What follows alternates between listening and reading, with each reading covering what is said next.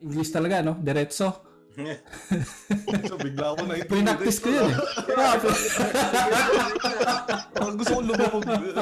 Anyway, so yun na. Welcome to the Utolhood Podcast. My name is Dione, your host for this episode. Thank you for tuning in. And if you are watching this on YouTube or other platforms, thank you for clicking the thumbnail.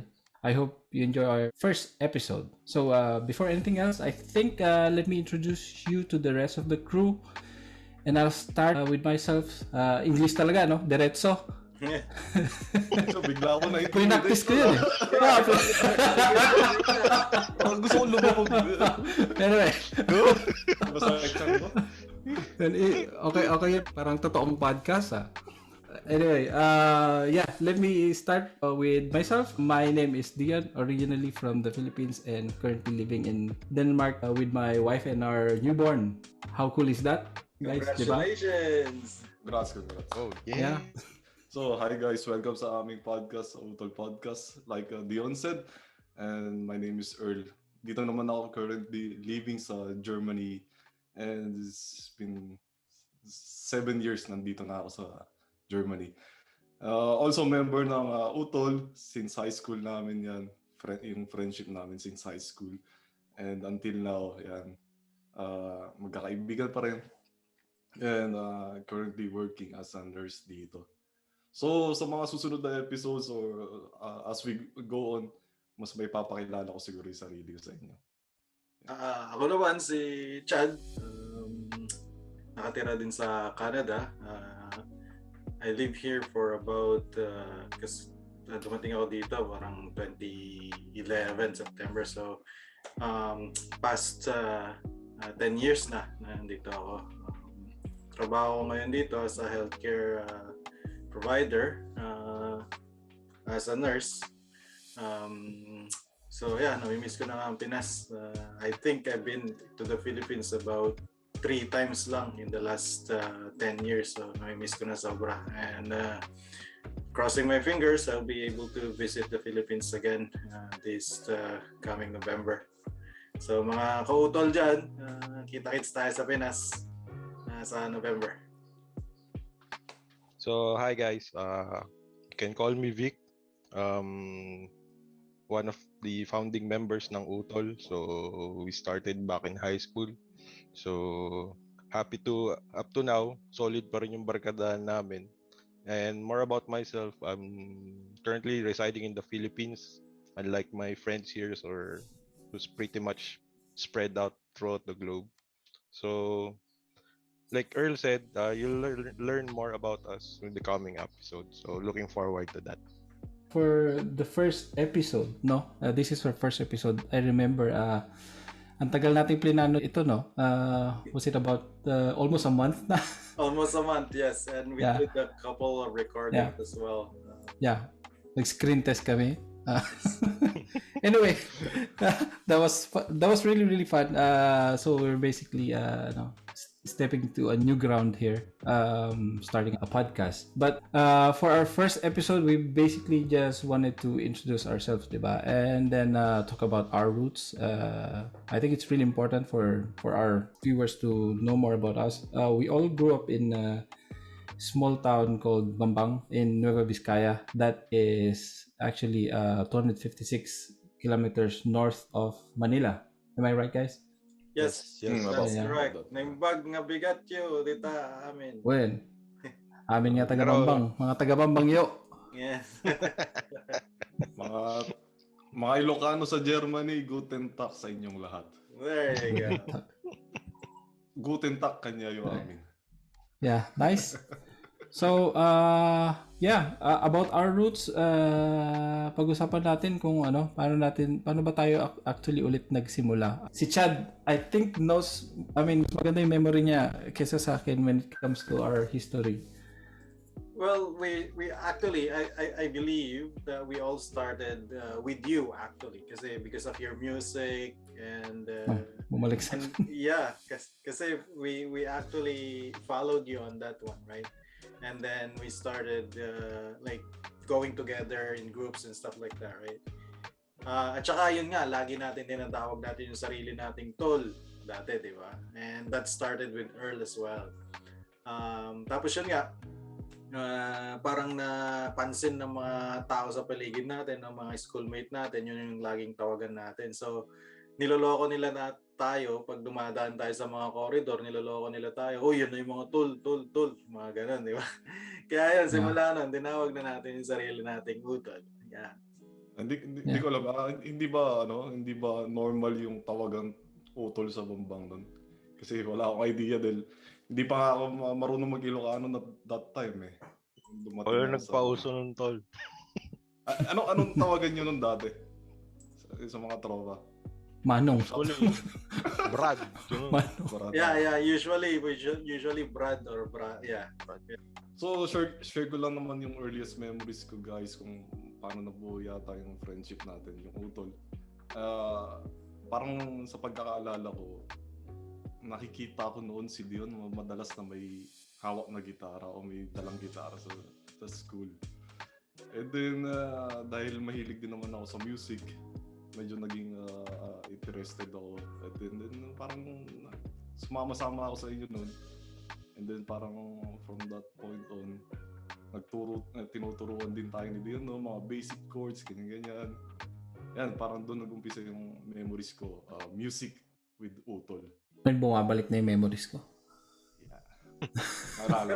pero masayang-masaya yung grupo noon, Earl, kasi bumalik ka from Manila noon eh. Kasi di ba, kaklase ka namin ng first year high school, tapos bumalik ka sa Manila. Then parang kami... Ganun ba yun? Yeah. Tama. Umalis nga pala ako ng second year high school. Yeah. So parang kami ni Mikey yung nag-introduce sa'yo sa ano ulit, di ba? Sa Saint Demonic kasi, uy, Earl, welcome back, di ba? Nakakatawa, no? Parang ang tagal ko ang tagal na nung pangyayaring yun, parang hindi ko na masyadong alam yung details. Pero buti alam mo, Chad. Nakakatawa. Wala sa memories ko yung nawala ka for second year. Parang hindi kasi tayo magkakilala nung first year eh. Yeah, I think. Yeah.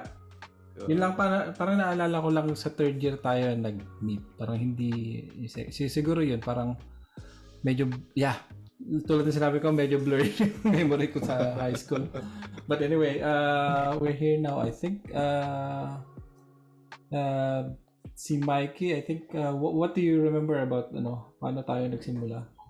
Well, kung roots ang pag-uusapan, pinaka-vivid sa akin is yung St. Dominic na section natin nung third year high school. Yeah. Sino may teacher natin nun? Advisor natin nun si Ma'am Miranda. Shout out, Ma'am. Bumalik lahat na memories ko ulit.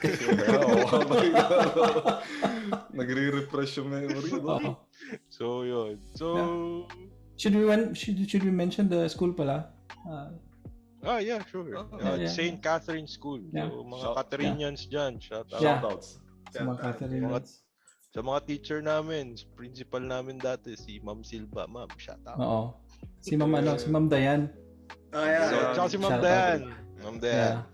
And parang out throughout high school natin, siya yung pinaka-significant na, parang very special, personal, I don't have the words, pero parang nandun siya, ewan ko, dahil siguro makulit tayo, kaya nakatutok siya sa atin. Tol. Sa akin, pinaka-guiding force sa atin nun.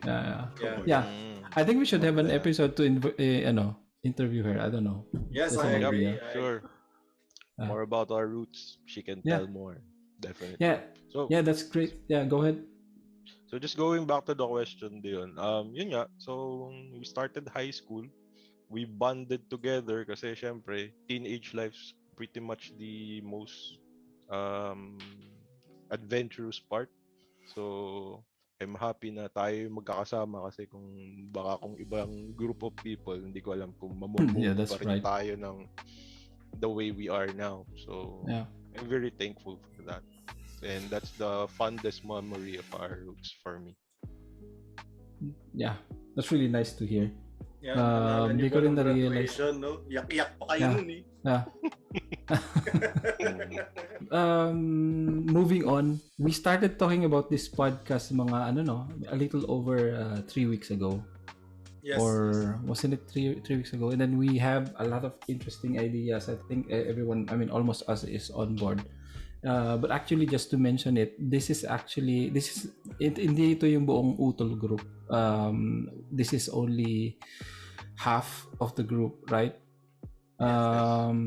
Yeah, and then just because of schedule conflicts, and then we are here. But I think it's perfect as a beginning of the episode. We will slowly invite the other guys whenever it's comfortable with them with time. Yeah, let's talk about this little project of ours. Yung podcast natin. I think we had the heart to really we've been doing this, diba? We've been talking, we've been doing video chats sa social messenger group natin, and then we have really interesting learning points. Parang marami tayong na tututunan when we have these conversations, and I think that's the parang yun yung parang pinnacle or parang yung reason why we wanted to do this more publicly, or in a way wherein we do it as a podcast. Kasi personally ako, when we have these conversations, marami akong natututunan. I'm pretty sure it's the same with you guys, and we just wanted to extend that in the so everyone who's really listening and maybe will catch the topic that we talk about in the future. Yeah, the podcast is mostly about us talking about really interesting topics and inspiring stories, and what else? Ano pa yung na-mention? Can you I think it was Earl who had really a good ideas, or also some thoughts about it. Yeah. As far as I can recall, Tol, when you introduce the idea to me, parang kayong tatlo yata nakapag-usap-usap na kayo. And then you said, hey, may idea na kami ng podcast and everything. And sabi ko, perfect timing sa akin. Dahil lately, sa nangyayari sa lahat sa akin sa buhay, sa personal life natin, medyo nagiging busy. And sobrang nawawalan na ako ng time para sa friendship. Kumbaga, kahit yung group messenger natin is, kung titignan mo, way back months ago pa yata yung mga old messages natin. So sobrang konti ng time. And then nung sabi niya sa akin, hey, we're thinking of doing a podcast. Sabi ko, wow, perfect timing. Kasi parang chance ko to reconnect with you guys. Mga kapatid ko, Utol. Dahil knowing na wala naman ako mga kapatid na lalaki, mga kapatid ko pa na yung babae. Kayo naman talaga yung mga brothers ko na sa inyo talaga nakakapag-relate ako na hindi ko magawa sa mga kapatid ko and generally dito sa Germany because of culture difference, mentality difference, language barrier. Language barrier. Although tinatry naman nating makipag-connect sa kanila, it's just different with you guys. So sobrang thankful ako na sino ba nakaisip ng idea na to? Salamat sa'yo. Salamat. Actually, si Hans. I think yung wala dito ngayon. Yeah, but pero naman lagi, no? Kung sino yung nagplano nung umpisa, siya yung wala sa dulo. Sabi pa kanya, pwede ako yan bukas, ngayon. Sabi niya, and then suddenly, nasa construction site siya. Gusto ko lang din naman i-share na natutuwa ako sa naisip natin na to. Kasi nga, as Utol, di ba, Earl nga nasabi, Utol is like a brotherhood, right? Pero kung i-define talaga natin yung Utol, what it really meant is really brotherhood. Kasi nga, or brother or sibling. Kasi Utol is from the root word kaputol, right? It means kaputol ng pusod. It means kadugtong ng pusod, right? Akala parang siya, word on its own siya, parang Utol. Yes. Okay. Akala natin, di ba, Utol, it's like a word on its own. But it's actually from the root word kaputol. Ibig sabihin kadugsong ng puso. So it's really brotherhood, right? And this is one of the reasons that's why we wanted to do this, is to be utol to our listeners or viewers, right?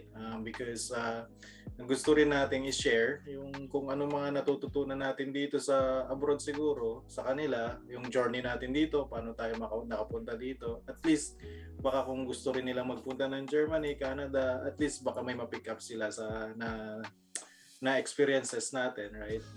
Pwedeng makatulong sa kanila. Yeah. Yeah, I think also I was really hooked into dun sa sinabi rin ni Vic when we were talking about this. Can you tell us more about that, Vic? So, well, Chad already mentioned it. Basically, given nga nung mga geographic location natin, that would entail different kinds of experiences. So, exactly. we've had breakthroughs different ways. You guys having breakthroughs to other countries, me myself having a breakthrough here in the Philippines. So probably just to share paano natin nagawa ng paraan kasi gusto ko lang malaman din ng lahat na hindi tayo yung tipo na yung word na pinagpala, if you make the sense or if you understand the sense. I really like that idea yung sinabi mo kasi I think there would be a lot of people maybe watching us, di ba, parang they're trying to figure out kung saan sila mapupunta, and I think we have been there in that road before, parang hindi natin alam kung saan tayo pupunta, but here we are. I think job wise and parang career wise, we found our way. I think yung platform, we want the platform to be parang a channel for inspiration or parang And probably just to mention, personally ang isa kong goal is to give a sense of direction para dun sa mga who's starting out, kasi personally yun yung naging struggle ko nawalan ako ng sense of direction, hindi ko alam ang gagawin ko for the longest time, and then eventually with God's grace I was able to find it. So yung mga bagay na ngayon, yun yung gusto kong i-share. Yeah, that's really interesting points. We're just really a bunch of friends that we wanted to do this, right? But I think we need more context. I think our viewers would probably need more context on basically who we are. That's why I think the first couple of topics that we chose were mostly about ourselves and our group, right? Yes. But I think before we mention kung ano yung next topic natin, I think that's actually it, di ba? Yung gusto nating mangyari in this episode is basically basically it. Yes, we introduce ourselves and we want them to we want our audience to let them know our goals. And history, and then just an icebreaker, and then it might be related to our next topic. Oh yeah, excited na ako dyan. Yeah. We have when we were planning this, pinag-uusapan namin, meron kaming segment where we just show in a meme or something, a story na magre-react tayo. Remember that? So I found something on the internet, but this is baka nakita nyo na to some time ago, but it's just really interesting that I think I can really resonate it to sa next topic natin. This is an article from I think 6 years ago. Let me just read it. The title says, "Friends hold a fake funeral for friend who is always with his girlfriend." Okay, From the title, di ba? May mga pictures dito. I don't wanna dig into the details, but I think the pictures are just interesting. May mga captions that are really capturing Kairan had been in a relationship for a few months and it felt like he had died because none of us had seen him since then, said friend Ben Sullivan. Ito yung girlfriend niya daw. So ang ginawa nila, so a couple of weeks ago we are all in the pub and we all started saying RIP Kieran, and then we decided if he wasn't going to come out with us and was going to pretend he was dead, then we'd organize a funeral for him. So ginawa nga talaga nila. Look at that. That's funny. So meron pa silang isang friend nila. Or ewan ko kung totoong, hindi naman siguro totoong person. Loko, no? Yeah. So, one of the boys, Sean Bundy, organized most of it, and he spent Friday and Saturday making the coffin. So, talagang gumawa talaga sila na, That's kabao. funny though. That's funny. Yeah. Kieran had no idea what was going on, and he thought he was coming out to watch the rugby, but he ended up in a coffin. So talaga na sila, naka-ride on na siya. Yeah. I borrowed a funeral car. Talaga naghiram sila na funeral car. So talagang organized siya, no? So Oo. kompleto from coffin, funeral car, and lahat attires nila. Oo, as in talaga. Another one of the boys, Daniel Bandak, was the vicar and gave a speech. Talaga may nag-speech pa talaga from Old Testament in loving memory. Yeah. Loving memory of Kieran. Ewan ko, hindi ko mabasa yun, pero sounds really funny. Talaga nag-marcha pa sila. Nag-marcha pa sila. Parang may kilala akong ganyan sa atin to.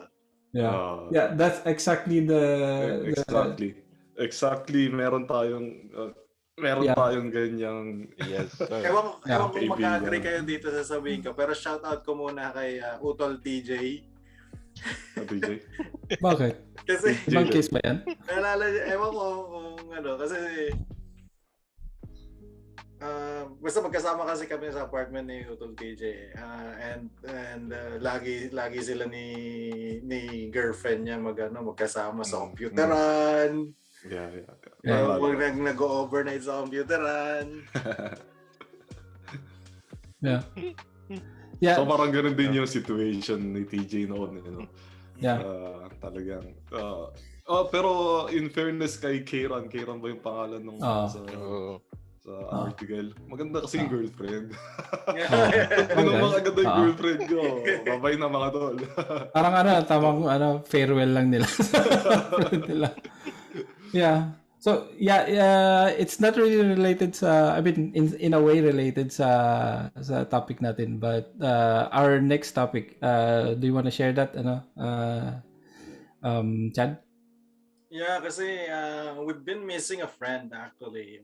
We've been looking for him. I personally reached out to him through his Facebook and other social media accounts as well. But I couldn't. It seems like he's not active anymore. I'm not sure if you guys tried to contact him personally as well. But yeah, should be sino ba tong kaibigan na to? Yeah, exactly. So yeah, in my case personally, I think it's because diba? We really spent a huge chunk of our teenage life with this guy, and he's really talagang core member siya ng group natin. Yep. Ewan ko, some of us nakipagpalitan ng brief sa kanya siguro. T-shirt or anything. Marami tayong memories. Girlfriend. Yeah. I think in the episode, I wanted to know what really happened to him. Tas yung may mga last memories kayo, we wanted to talk about it. And then, yeah, all we know right now is after high school was that nag-move siya sa Iloilo, and then naging seaman, and that was it. I think for me. From that point on na lumipat siya na Iloilo, parang nag-fade na rin yung communication natin sa kanya. Yes. And then I think in the next episode, we will really try to talk about, marami tayong mga speculations as to what happened to him. Yes. And yung actions na ginawa natin to find this guy. Yeah. We've been looking for him for how many years now? 5 for me. We know na meron siyang parang 3 Facebook or 2 Facebook accounts. Yeah. Pero hindi active. Yeah. Well, yeah. Yeah, we'll talk about it sa next episode. It's gonna be really exciting, I think. I don't know if inaalala ko how we conclude yung story about Jerry. Yeah. Well, So, we can... yan. Sige. Yeah. Jerry, kung mapanood mo tong unang episode to, gusto ka namin maging guest next episode? Yeah. Wow. Well, kasalanan mo to kaya pinag-uusapan ka namin dahil nami-miss ka namin bigla kang nawala sa picture Alam mo naman ng Utolhood, Jerry, Yeah. na kung sino ang wala, yun lagi yung pinagtatawanan, di ba? So, kasalanan mo talaga to. Yeah. Kasi, Wala kang choice. Pag-uusapan ka namin on the next episode. So our title of our next episode is Whatever Happened to Jerry? Yes. Yes. Yeah. So Jerry, I think that's ikaw ang guest namin next episode. kung mahanap natin siya. present ka man o absent. Oo, pag-uusapan ka namin. Anyway, yeah, I think that's it for our first episode. I think it's been a journey getting to our first episode. Vic, meron ka bang i-add? It's pretty much it. We're excited for the upcoming episodes, and if you have questions, want to reach out to us or any comments at all, feel free to DM us. We'll send the link later or other mediums later, and we'll do our best to try to help you out, guys. Awesome. Yeah, I think that's it for me. I have nothing else. Thanks, guys, for tuning in. This is the Utolhood Podcast. My name is Dione. My name is Earl. Vic. Chad. Ano tayo papaalam? From the Utolhood Podcast. Bye-bye. Yeah.